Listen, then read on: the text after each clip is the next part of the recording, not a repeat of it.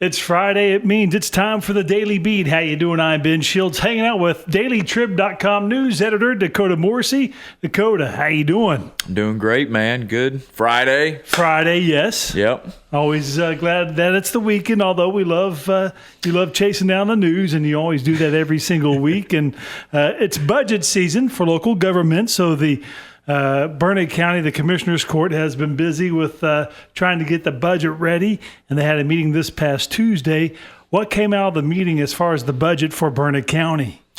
Well, they're hammering it out, and I know that budget talk isn't the most fun thing in the world, but if you've got a house in the county, if you complain about the county roads, or you wonder where the sheriff's deputies are, I mean, that's all county stuff. That's where your tax dollars are going. And I think it pays to be involved in how all that gets worked out.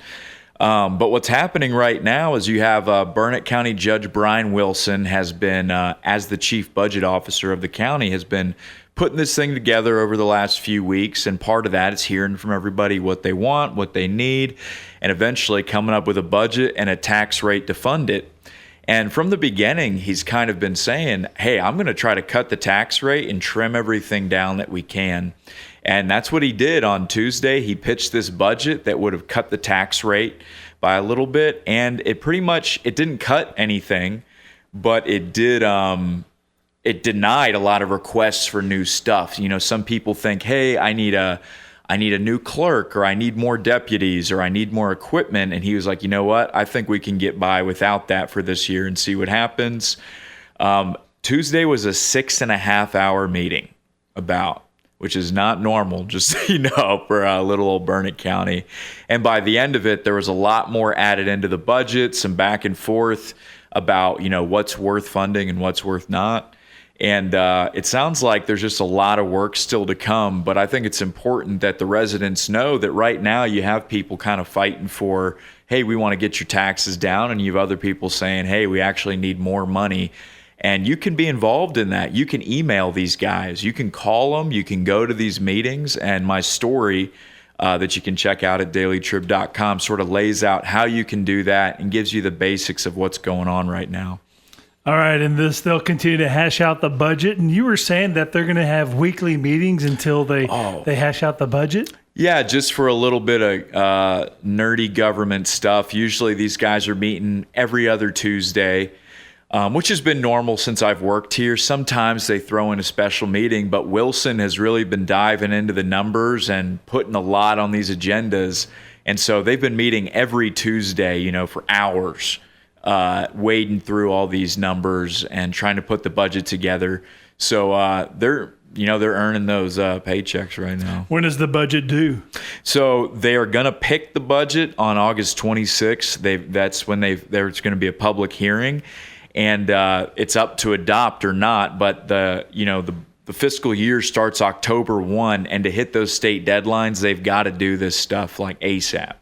All right, dailytrib.com/subscribe to read about the Burnet County working on its budget for the upcoming fiscal year. Mm-hmm. All right, so school back in session. Yes. And the legislature recently passed something that went into effect for all Texas schools, and that is a cell phone ban in the classroom. It's not just cell phones. It's every school in Texas. No electronic device that can transmit or receive information.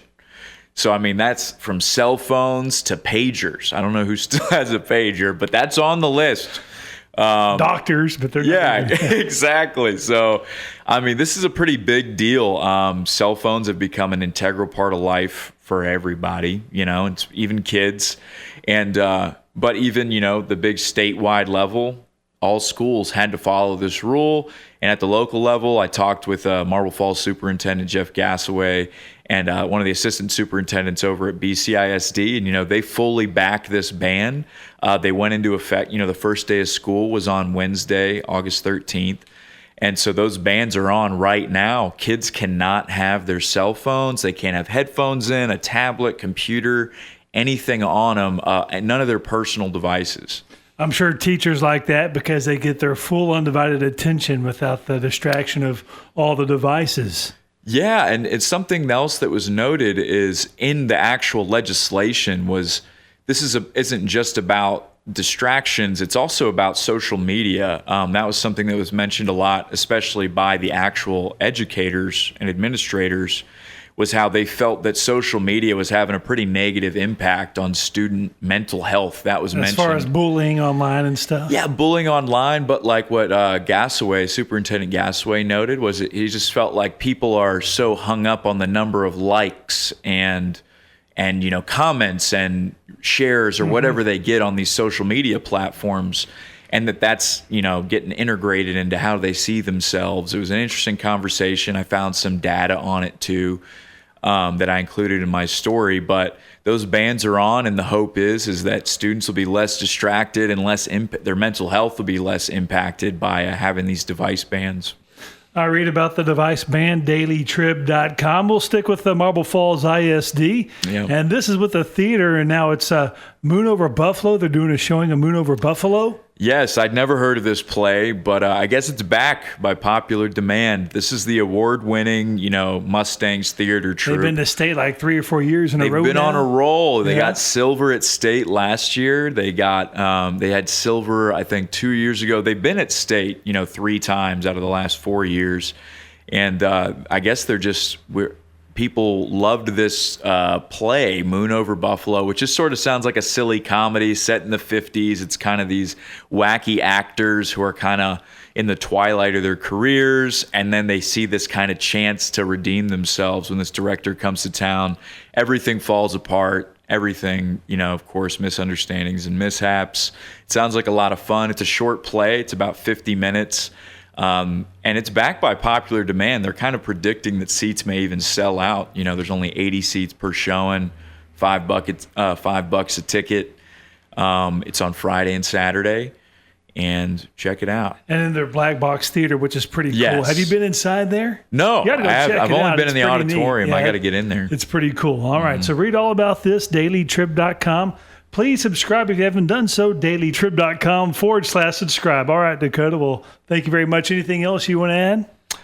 No, just have a good weekend, everybody. All right, let's do this again next Friday. It's the Daily Beat on KBay 103.9.